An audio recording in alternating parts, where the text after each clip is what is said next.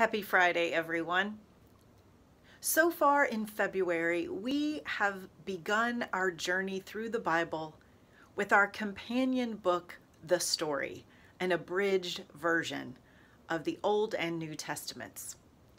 The first 3 weeks of February, we made our way through the book of Genesis, hearing the stories of some of the most familiar characters of the Hebrew Bible: Adam and Eve, Jacob and Esau, Abraham and Sarah, Joseph and his brothers. This week, our story shifts to the next book of the Hebrew Bible, the book of Exodus, which tells the sweeping narrative of the liberation of the people of Israel from slavery in Egypt.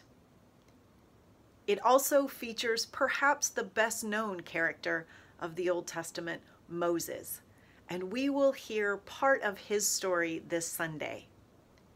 Now, if you're reading along in the story, this week's chapter covers a large section of Exodus. In fact, I looked back and I preached 6 separate sermons on just these chapters alone several years ago.